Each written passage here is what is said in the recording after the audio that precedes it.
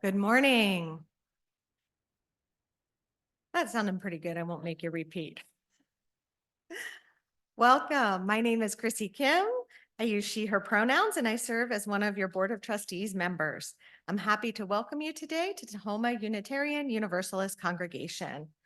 Longtime members and new visitors alike, you are welcome here. Whether you're joining us here on site in the sanctuary or zooming in online from another location, we're glad to have you with us this morning. We are one people of many beliefs, many origins, sexualities, and genders, and love is the power that holds us together. We are all growing, all learning, all loved.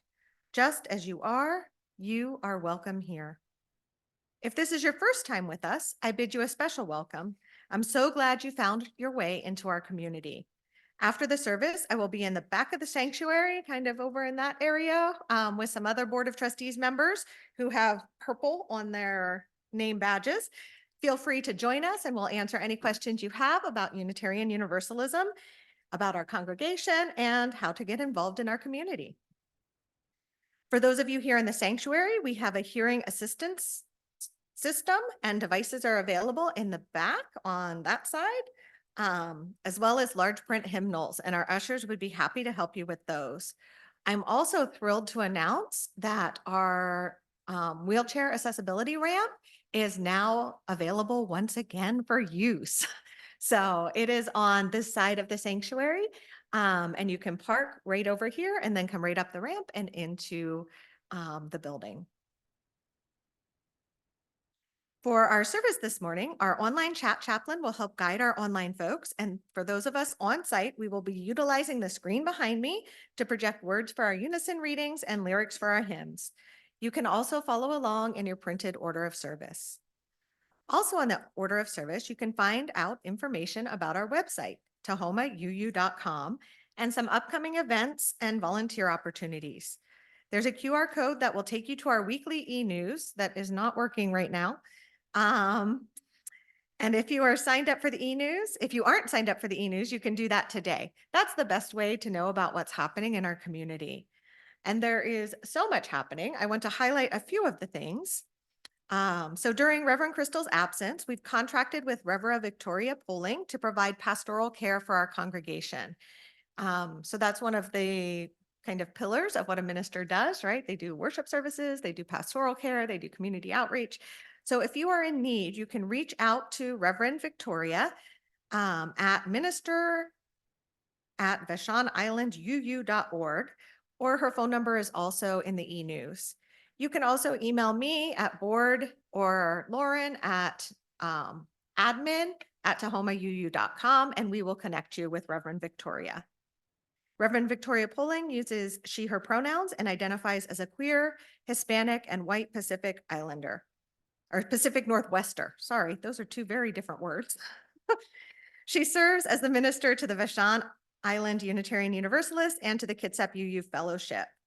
Reverend Victoria lives with her partner and 2 cats in Kent, Washington on the traditional Muckleshoot territories in the Green River watershed.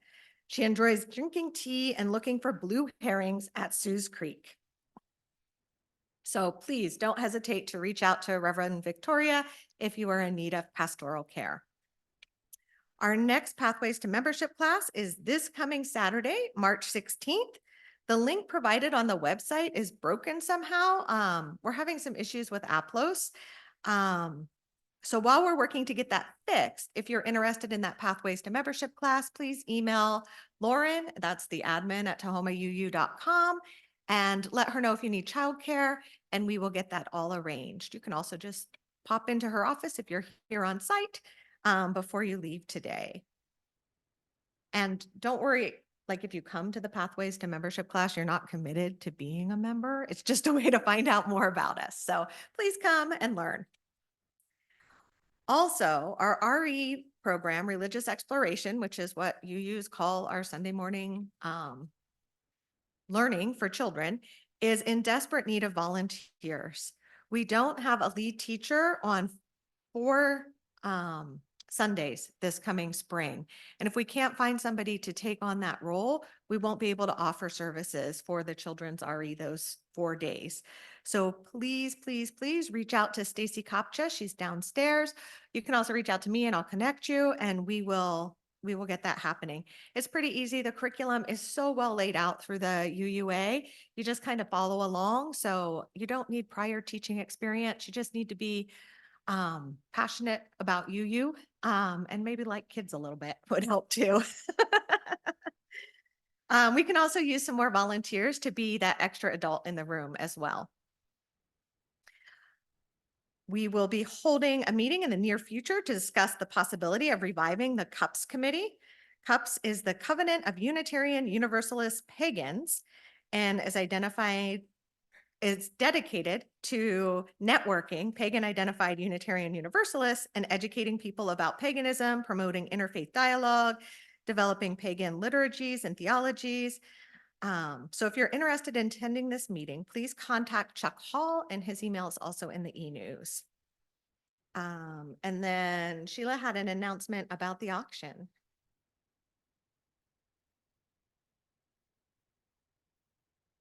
Yes, good morning. So we've had donations coming in. That's great. We could use more. And I have some that came in this morning. So thank you, people who have donated.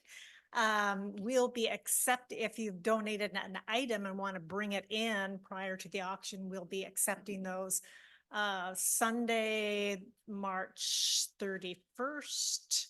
After the service, and the Sunday following that, what is that, the 7th, and also March 24th. Yeah, so 3 Sundays we'll be accepting the donations and storing them here prior to putting them out on tables and whatnot. We need childcare. So if you, it's a paid position. So if you are 18 or older or know somebody, maybe a young adult who could use a little bit of cash, it's a paid position, who would like to show up for 3 hours on it's April 13th. That is available, and please let us know let me know, or David, or Teresa is right there, or Penny. Wave your hand, Penny. There we go. And yes, we will be forcing these into your hands today. So donation forms can go into the basket in the hall there. So thank you, people who have donated, and keep it coming, folks. Thank you, Sheila. I'm looking forward to the auction. That's always a fun time. And this will be our first auction since before COVID. So I'm very excited to be together in community with everyone and have some food and some fun and maybe purchase something or two. You're also invited to join us for social hour immediately following the service right here in the sanctuary. There will be coffee and refreshments off to the side. It's a great time to catch up or to get to know someone new. For those of you who are visiting or newer to the community, please grab a red mug. They're bigger, and it will tell those of us that have been here a while that you are interested in chatting, and we will seek you out and introduce ourselves to you. For the land acknowledgement, I want to respectfully acknowledge that I speak to you today from the land of the Coast Salish people, including the Puyallup Tribal Nation, land from which they were forcibly displaced. I affirm the continued sovereignty of the 574 federally recognized tribes, including the 29 here in Washington state, and those still fighting for federal recognition. I acknowledge the theft, violence, trauma, and racism that Indigenous people have experienced at the hands of colonizers from 1492 through the present day. I honor the resiliency of the Indigenous people and stand with them as they continue to fight for land, water, visibility, sovereignty, and their very existence. Lastly, friends, I invite you to set your electronic devices to worship mode. We are gathered here, one community, together. Let us settle ourselves into this holy moment and open our hearts to learn and unlearn, to share and to receive. Now, let us join together in worship.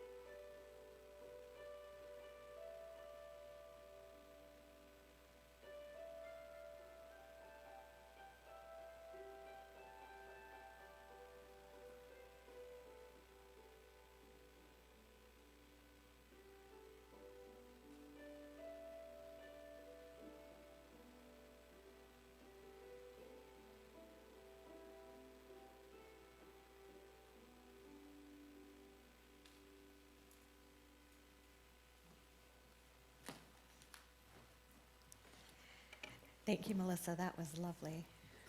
So we have Melissa playing the dulcimer this morning as a special gift of music. And she will be up a few more times playing for us during our worship today. Our opening words this morning. Holy and beautiful is the custom by which we gather on this Sunday morning.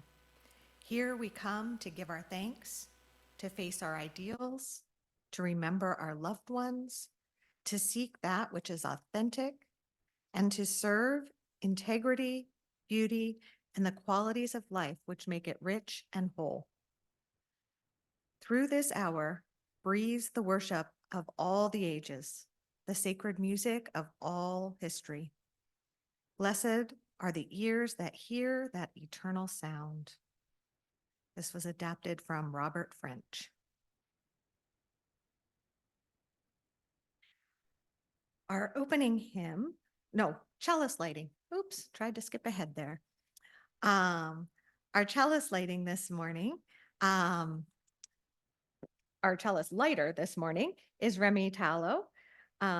Remy joined our congregation after the last membership, Pathways to Membership, what's that called? Workshop, officially, but has been attending for a while since she relocated from Louisiana. And you will often find her in the sound booth helping out. So, Remy.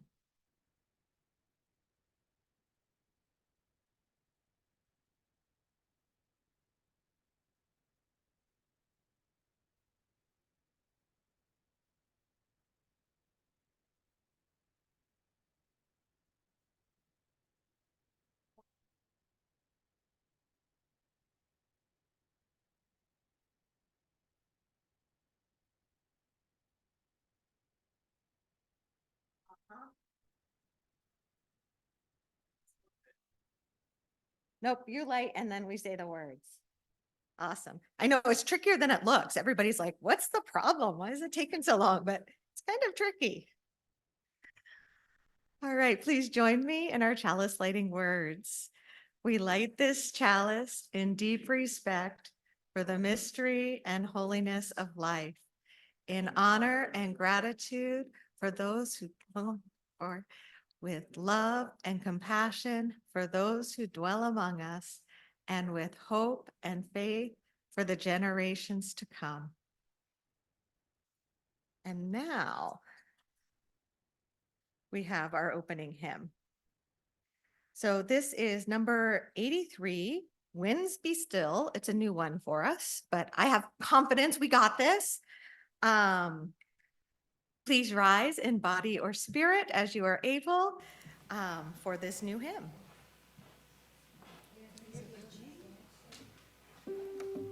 Oh, you know what? I am actually, Sheila. Sheila? Sorry. I played it in a different key because this doesn't work, so it's going to start on F sharp. So I'll do an intro and then we can start it. Okay. That would be great.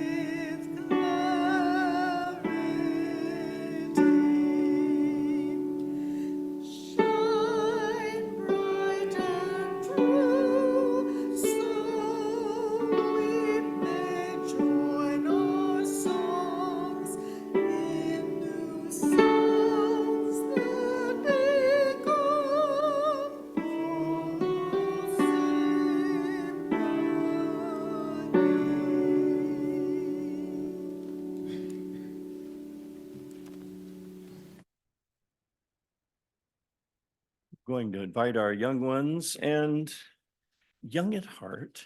Come on up front for a time for all ages. I'm going to just grab a microphone and I'll meet you down there in just a second. Oh, thank you.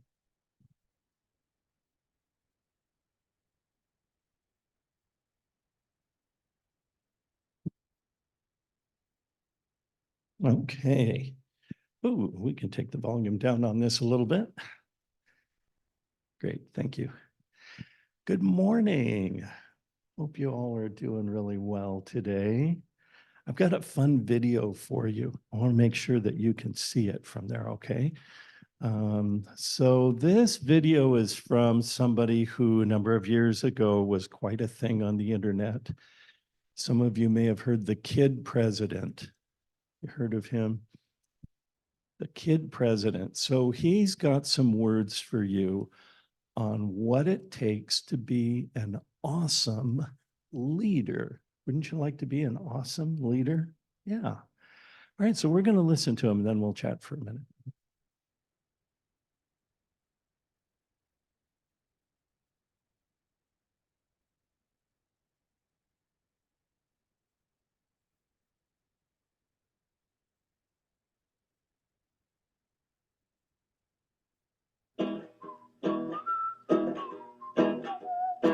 We're on a mission to make the world more awesome for kids. We want to talk to kids and see how they want to make the world more awesome. So we went to the California Association of Student Youth.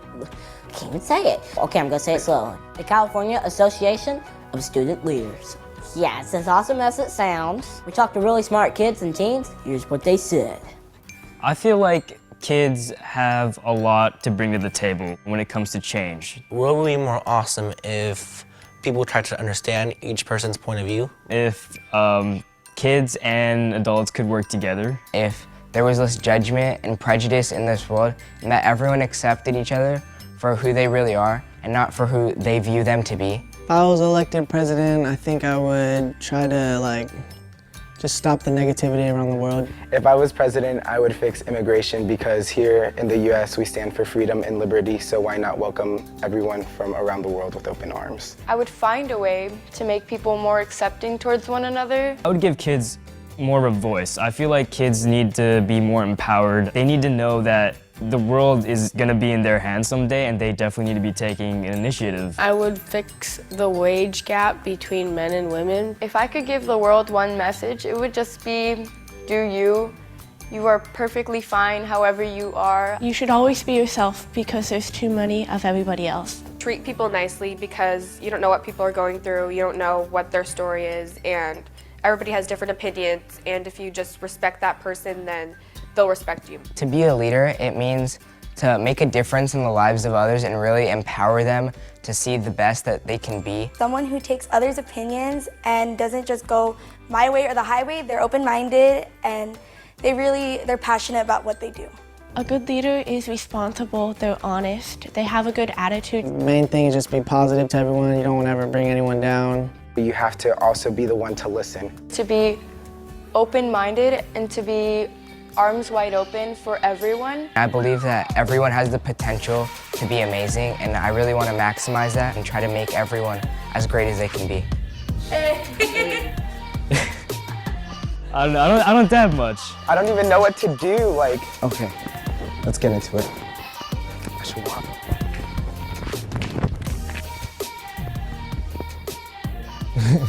You guys are the best. What do you think will make the world more awesome for kids? Come on, it's time. I believe in you people. Let's do this. KP out.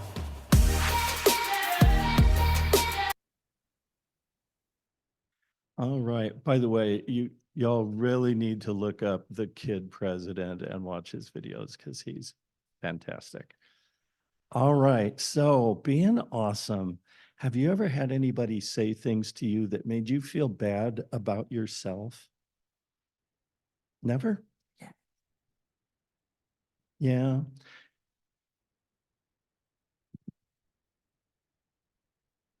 Yeah. So sometimes when people tell us things and they say something about us, they're actually wrong.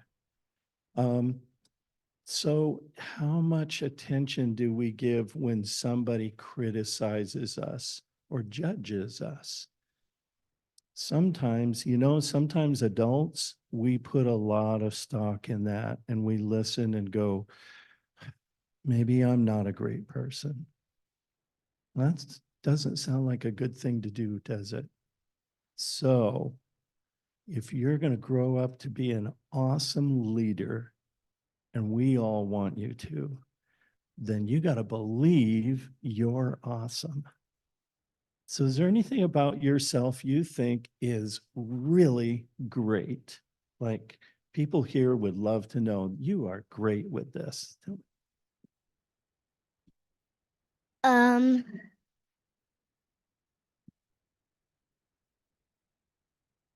I forgot what I forgot. Okay, we can come back to. I'm really good at drawing.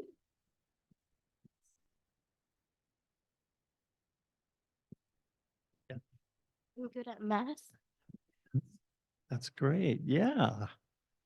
And anybody else? What you think? I'm good at acrobatics. I'm good at art. Those are great things. They really are. And they're going to be part of who you are.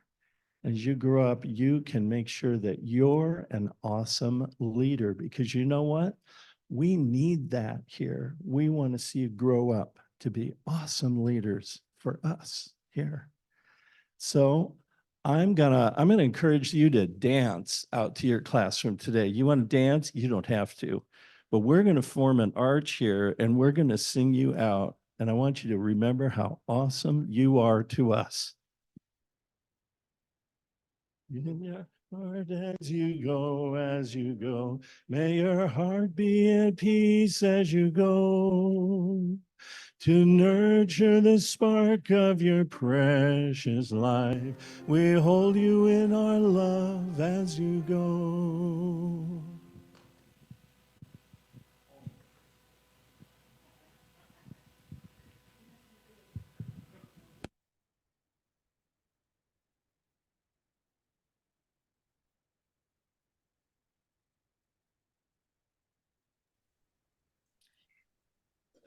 Good morning. It's that time when we, each of us, look into our hearts and into that which means something to us and recognize that our support, our leadership is what holds it all together. I want to invite you to be generous today, to take a moment to click on the donate button at TacomaUU.com or to put what you can into the baskets that are going around the sanctuary now. Please, you are helping yourself when you help TUUC.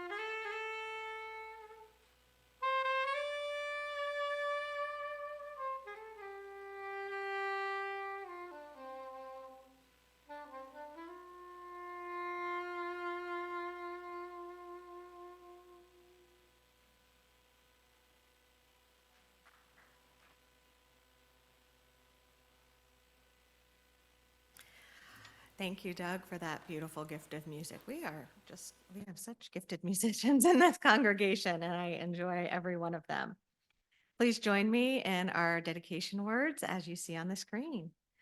We dedicate ourselves and our offerings to the work of this congregation, weaving a tapestry of love we call community, both within and beyond these walls.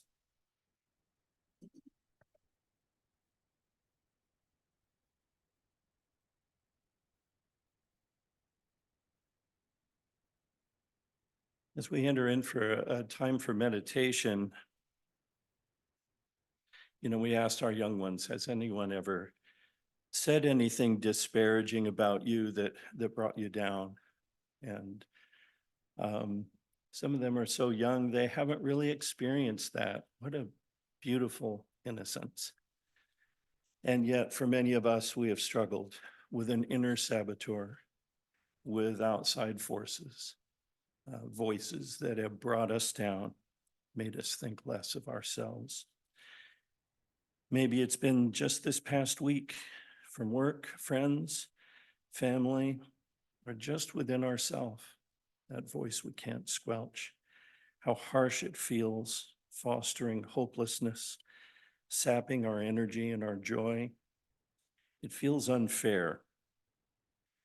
And at the same time, we accept it without contradiction. So I want you to think of yourself now. Why you must be valued. You contribute so much to your families. You join with friends to build support, connection, and companionship. You bring the best to our liberal religious community of faith for a better world. And you accept responsibility for creating a better city, state, country, and world. We are all connected, and this world needs each one of us. So I'd like you, if you'd like to say this out loud, it would be great to hear you. Sometimes we don't believe something unless we hear it coming in our own words. I let go of doubt and shame. They're no use to me. I am beautiful just as I am. I embrace growth and change.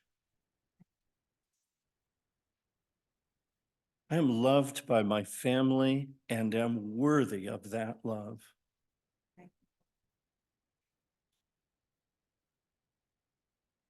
My friends accept me for who I am and value my friendship. Accept me for who I am. This congregation needs and accepts me.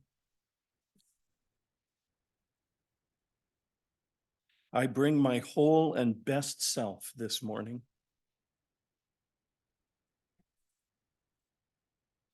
I am connected to the world around me, and it needs me.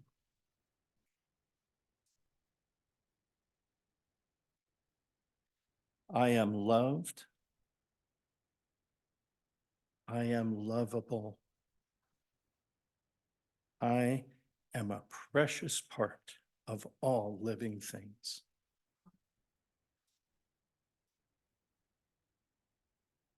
Amen, and may it be so.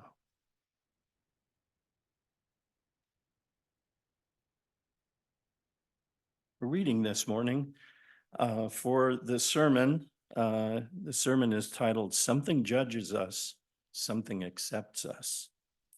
The reading in relation to this theme is a poem by C.K. Williams, a poem that falls on the judging side of this ledger. It's entitled The Gaffe, and it's written in 3 parts. The language is a little bit complex in places, but I think you'll catch the drift.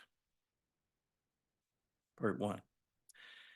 If that someone who's me, yet not me, yet who judges me is always with me as he is? Shouldn't he have been there when I said so long ago the thing that I said? If he who rakes me with such not trivial shame for minor sins now were there then, shouldn't he have warned me? He'd even now devastate me for my unpardonable effort.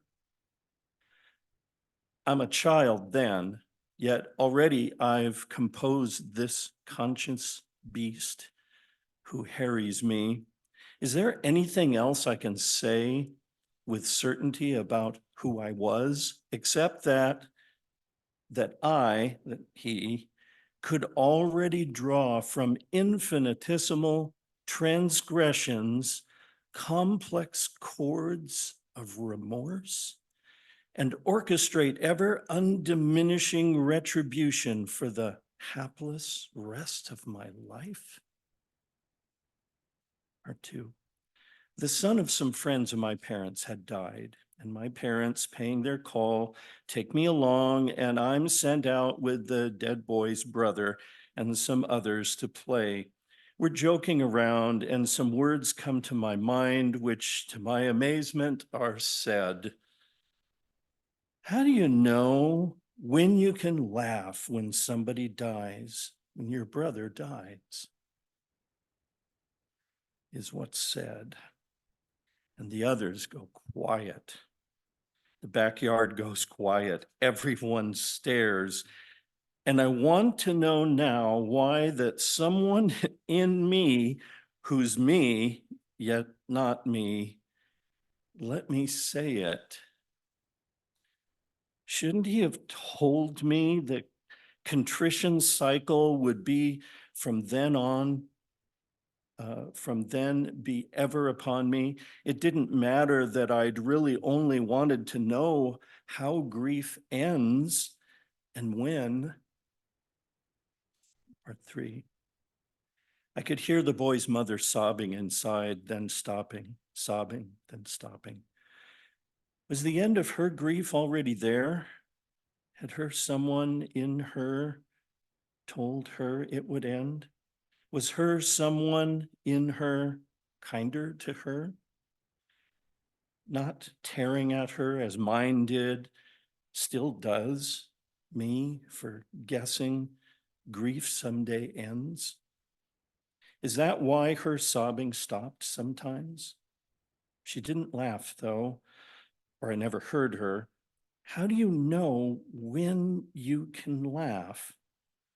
Why couldn't someone have been there in me, not just to accuse me, but to explain? The kids were playing again. I was playing. I didn't hear anything more from inside. The way how sometimes what's in me is silent too, and sometimes, though, never really forgets. So now I'd like you to give attention to our visitor this morning, our virtual visitor in the pulpit from our Sermon of the Month subscription. This is Reverend Bruce Bode. He gave this sermon, by the way, in Seattle, Washington, and was formerly from Port Townsend. So this is a more local service, and it is entitled, Something Judges Us, Something Accepts Us.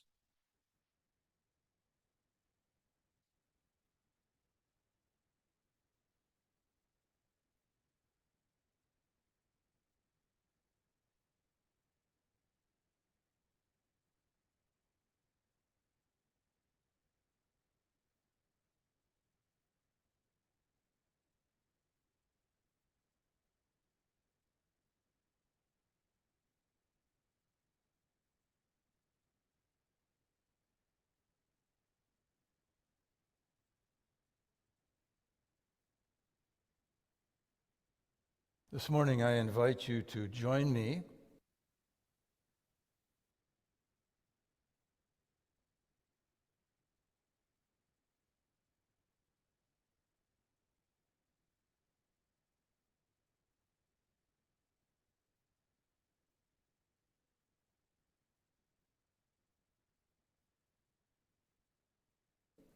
in a journey of reflection on what I regard as one of the major paradoxes of our lives.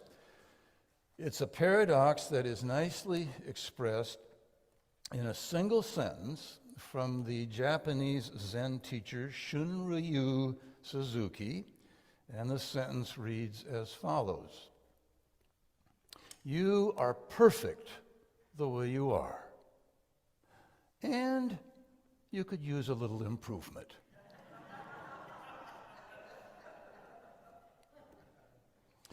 To adequately characterize our lives, it won't do, it seems, to simply say you are perfect the way you are. We might be tempted to stop there, but no, we get a fuller picture of our life when we add the phrase, "and you could use a little improvement."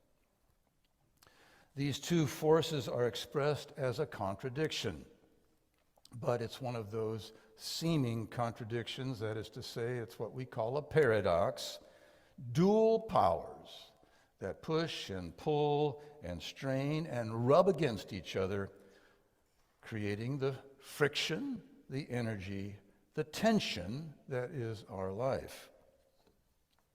So let's take a look at this paradox, and I'm going to start with the second part, "and you could use a little improvement."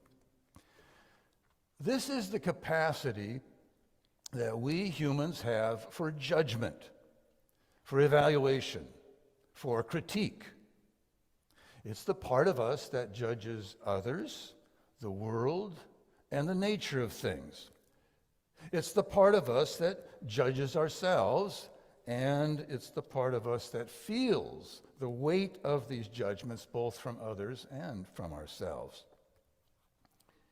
I suggest that this capacity of judgment that finds a home in us is part of the creative urge and surge in all reality.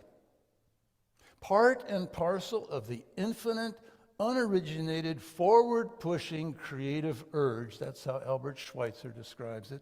That is a creative urge that never rests, that always pushes forward to go beyond what presently is, and is forever dissatisfied with what presently is.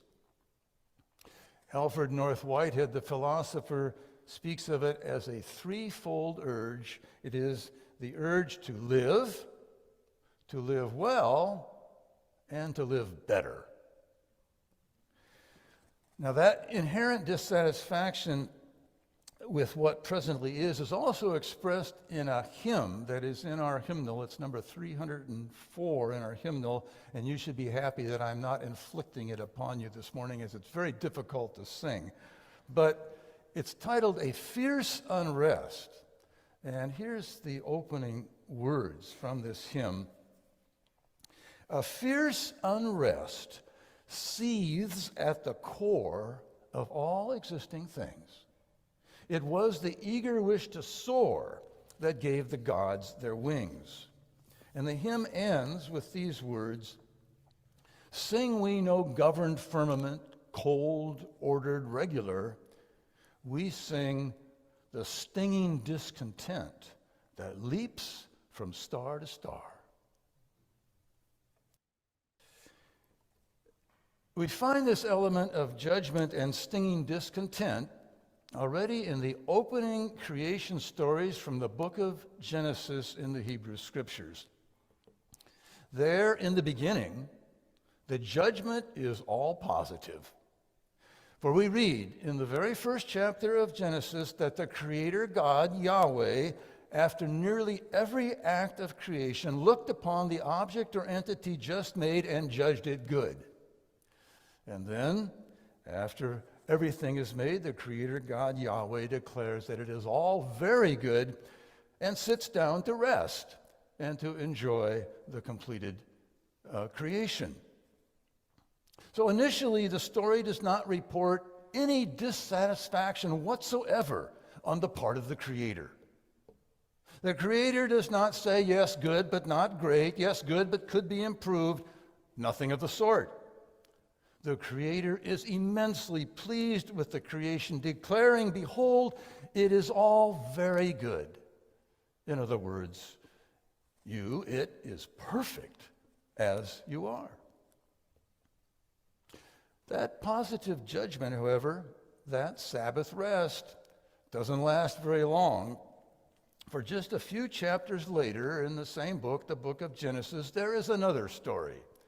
And this is a story that reports the Creator deeply regretting the creation he had made. And there we read, Yahweh regretted having made mankind on the earth, and his heart was grieved. I will rid the earth's face of mankind, my own creation, Yahweh said, and of animals too, reptiles, and the birds of the heavens, for I regret having made them. And then comes the legendary biblical flood that wipes out everything save Noah and those with him in his little floating boat. In other words, Yahweh the Creator is not just saying you could use a little improvement. Basically, Yahweh is saying, look, we've got to start from scratch here. So the mind of Yahweh, you may not be too surprised to learn, seems to reflect a conflict in our own minds, because that is often how it is at a time when we first create something or are enthusiastically involved in something. We're often quite proud of our work or pleased in our activity, caught up in it as we are. But then you know how it goes sometimes with the passage of time. The thing you created or the action you took, which seemed so wonderful at the time, doesn't seem quite so wonderful after a while, and you begin to see flaws in your work or in your actions, and you begin to imagine how it might have been done better, how it could be improved. And sometimes, after a longer passage of time and looking back upon your previous work or activity, you may find yourself muttering to yourself, I can't believe I once thought that was good. What an embarrassment. And so the very positive judgment in the beginning gives way to a very negative judgment later on. Somewhat like artists or authors who are tempted to, and sometimes actually do, destroy or burn everything that they've created. On occasion, as a longtime minister, I've been close witness to persons who in late life look back upon their lives with severe negative judgment. And these are persons that others would judge to be simply beautiful, persons full of grace who have lived rich and productive lives. And yet the individuals themselves do not feel this as the end closes in on them. And there are some lines from T.S. Eliot that speak to this regret that I have witnessed in persons of older age as they look back upon their lives. And these words I'm going to read are difficult, hard words, yet they seem to me to hit the mark. And so this is what Eliot says, somewhat sarcastically, cynically.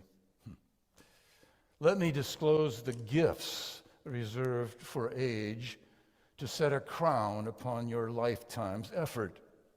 First, the cold friction of expiring sense without enchantment, offering no promise but bitter tastelessness of shadow fruit as body and soul begin to fall asunder. Second, the conscious impotence of rage at human folly, and the laceration of laughter which ceases to amuse.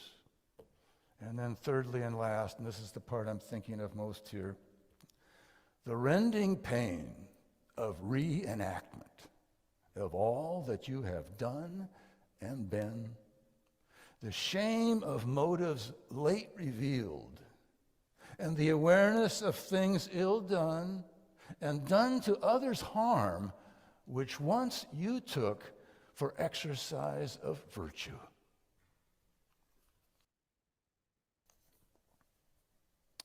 So this is part of our capacity for judgment. Something judges us. so that often we feel we haven't measured up. We're found wanting. And this can be judgment turned inward, as in the poem The Gaff from C.K. Williams that I read earlier. At other times, of course, our capacity to judge is turned outward, so that we judge the actions and motives of others for both good and ill, and understandably not always in their presence. Life is complicated enough. And particularly in our earlier years, as we're trying to find our way in life and discover our identity, our judgment of peers, parents, teachers, and society can be devastatingly harsh. Also in our older years too, as T.S. Eliot's words, "Rage at human folly," indicate. All right.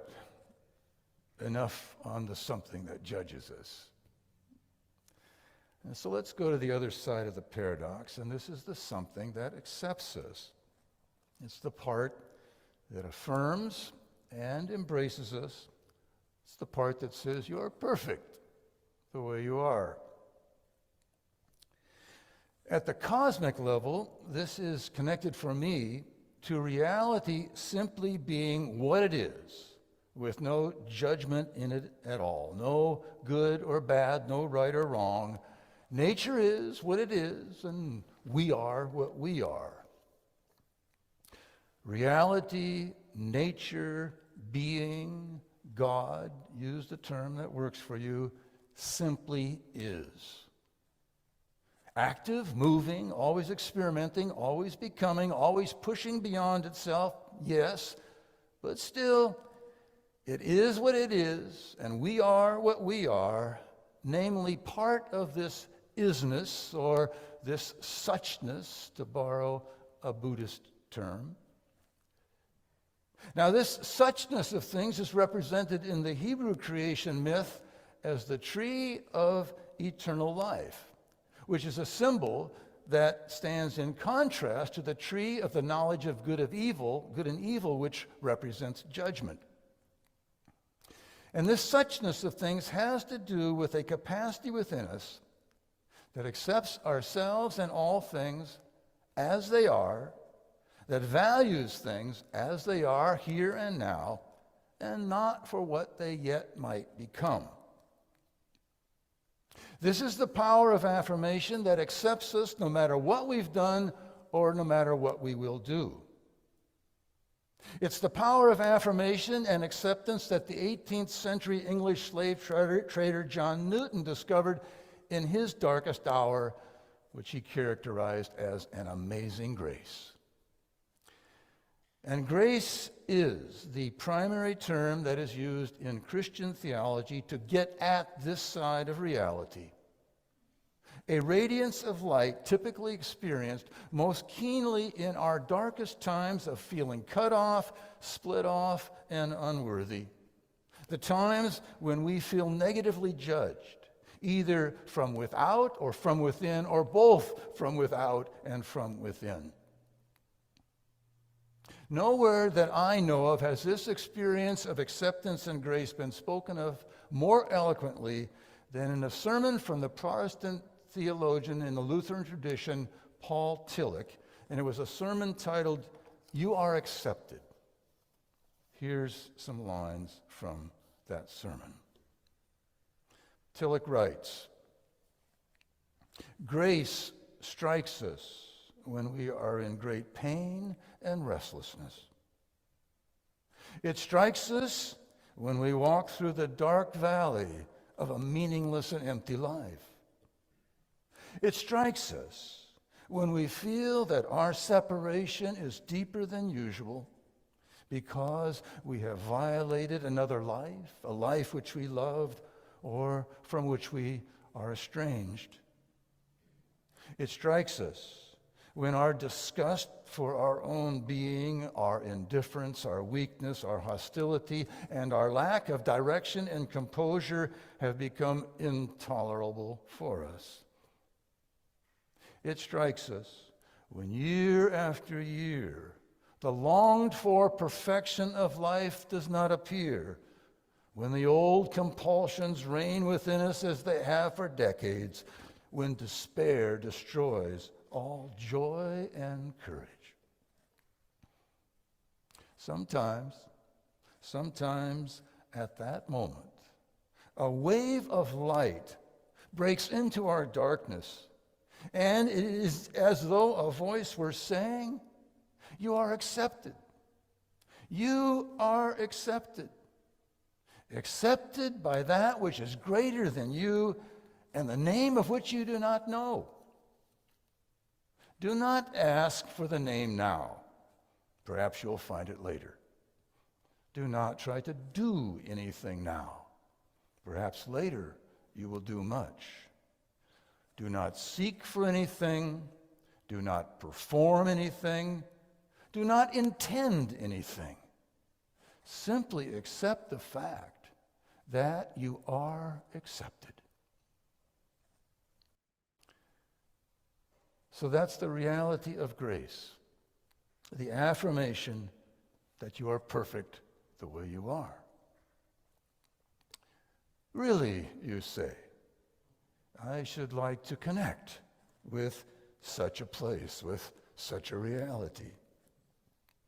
But how can I enter such a place that of its nature transcends me and comes unbidden?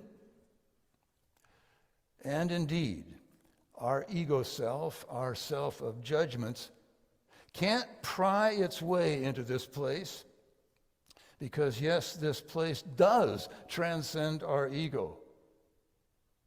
This something that accepts us was present before ego came onto the scene, and it will be present after ego departs.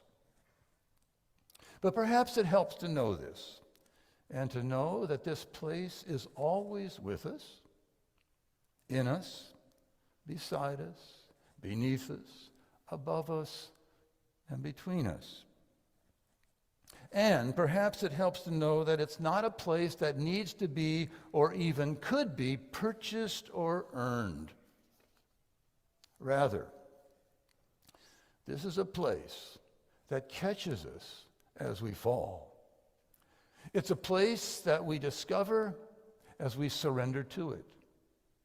It's a place that we enter as we let go of judgments. A place we find as we follow our breath. For we don't have to create our breath. We simply have to follow it.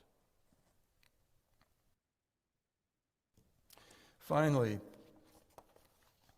how do these two sides relate?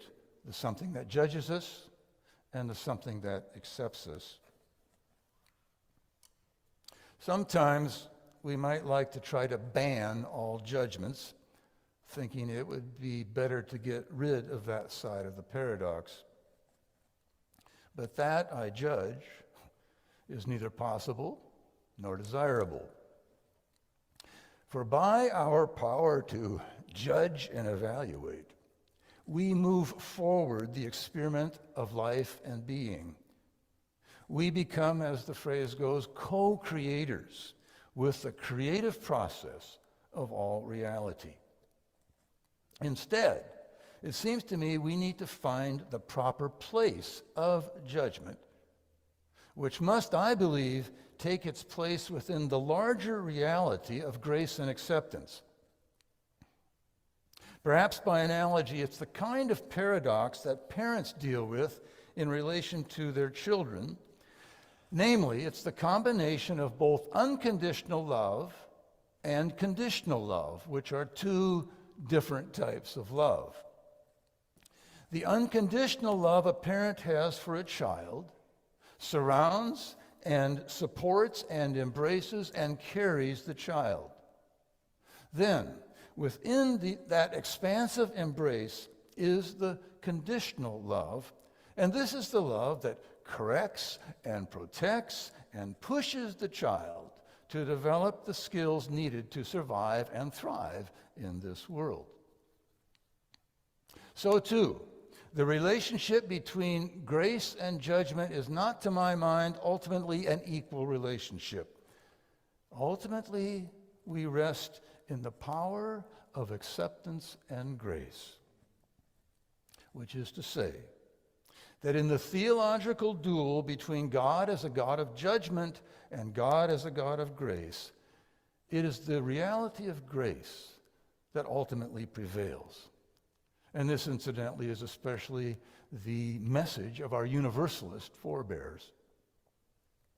And so I suggest that the Zen teacher Shunryu Suzuki has set up the paradox in the correct way. You don't start with the judgment saying you could use a little improvement, even though that's how I started my sermon today. But in our actual lives, you start with affirmation. You start with grace. You are perfect as you are. You are accepted as you are, without any conditions. And this acceptance then provides the environment for moving forward and possibly improving some of the conditions of your existence. And to the extent that we can feel, experience, and align ourselves with that something that accepts us, to that extent, we can also offer it to others. And I believe we have the power to do this. And so let me close my message with a poem that speaks to this power.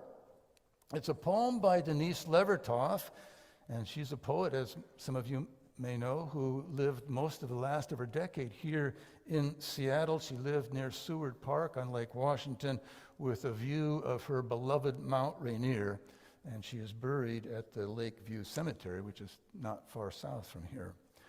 But her poem is titled "The Fountain," which I think of as a fountain of abundant grace. And present at that fountain, presiding at that fountain, and safeguarding that fountain is a feminine presence, a goddess, if you will, who is eager for us to drink our fill. The Fountain by Denise Levertov. Don't say there is no water to solace the dryness at our hearts. I have seen the fountain springing out of the rock wall and you drinking there. And I too found before your eyes, found footholds and climbed to drink the cool water.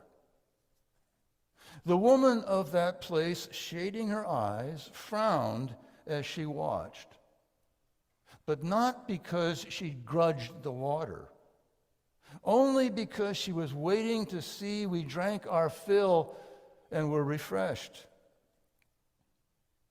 Don't say there is no water. That fountain is there among its scalloped green and gray stones. It is still there and always there, with its quiet song and strange power to spring in us, up and out, through the rock.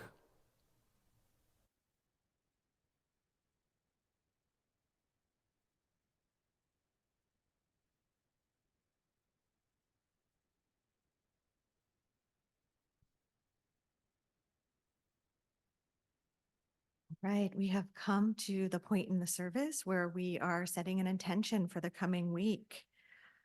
There was a lot in that sermon of paradox, and I'm hoping that something resonated with you that you can take with you in the coming week to consider as you move forward in living your life, whether it was something from that sermon or words that were spoken or songs that were sung during this sermon. I think we come together because, well, let me phrase it this way. I come here to be together with you because it makes me a better person in between the times that I'm with you. And I hope that you got something out of this service that will do that for you. So let's take a moment.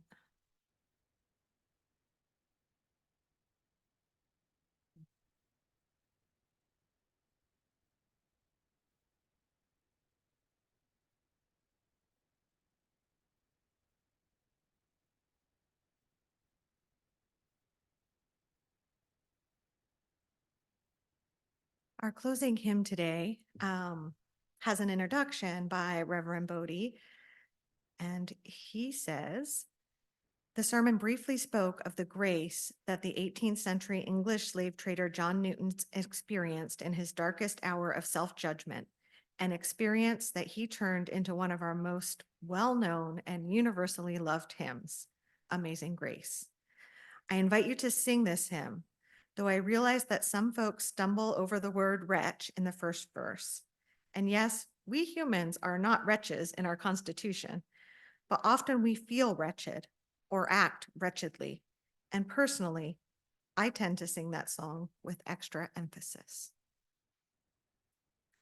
So please rise in body or spirit to join in singing hymn 205, Amazing Grace.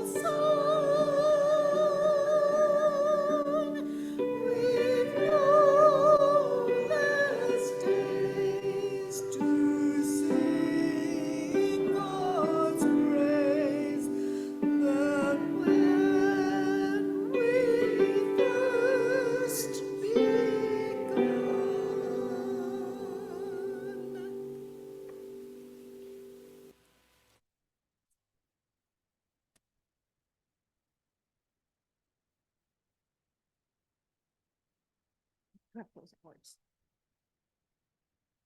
You have closing words.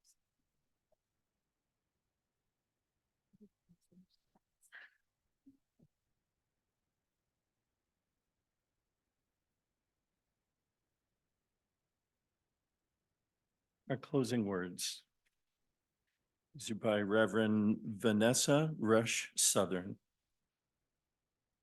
It is a poem. So much undone, so much to do, So much to heal in us and the world, so much to acquire. A meal, a healthy body, a fit one, a lover, a job, a better job. Proof we have and are enough. Just around the corner of now.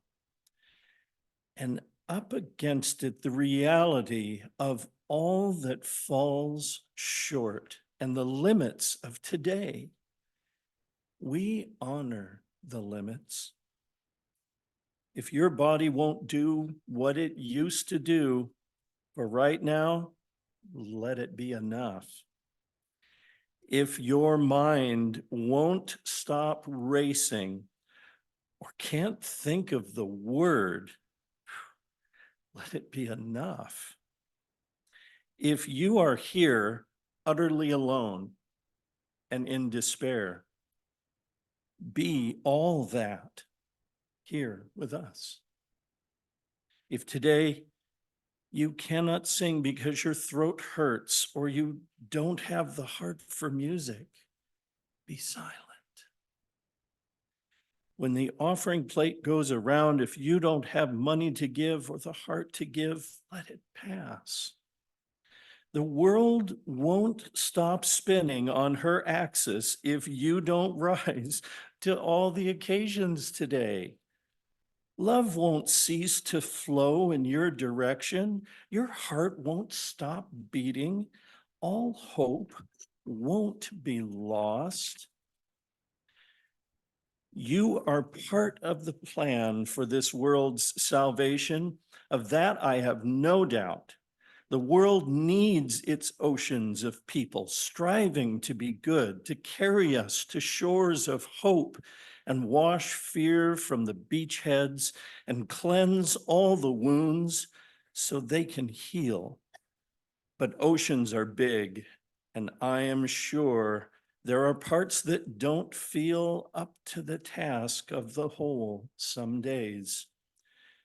Rest if you must then. Like the swimmer lying on her back who floats, or the hawk carried on the cushions of the air. Rest in pews made to hold weary lives in space carved out for the doing of nothing much but being.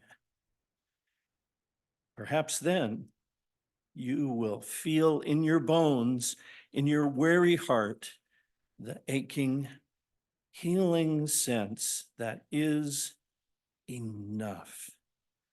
Even this, that we are enough. You are enough. Enough.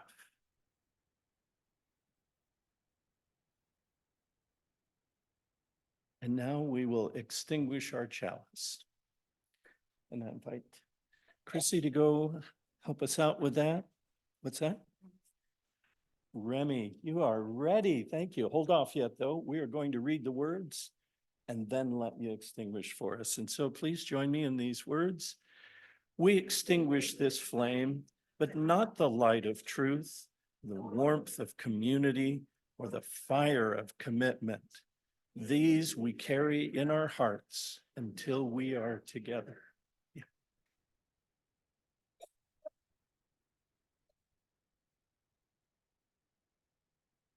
And now would you rise in body or spirit for our closing blessing song?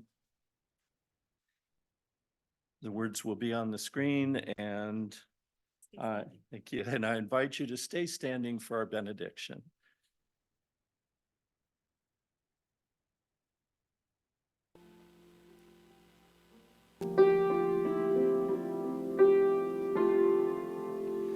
From you I receive, to you I give, together we share, and by this we live. From you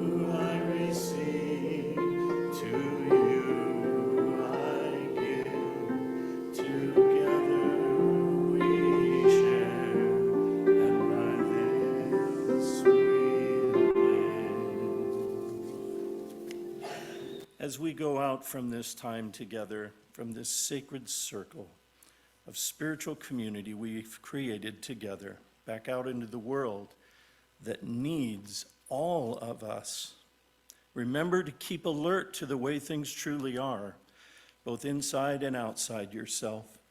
Be firm in your liberal religious faith. Be courageous as often as you can. And start again today to try to let all that you do come from a place of love. Go in peace.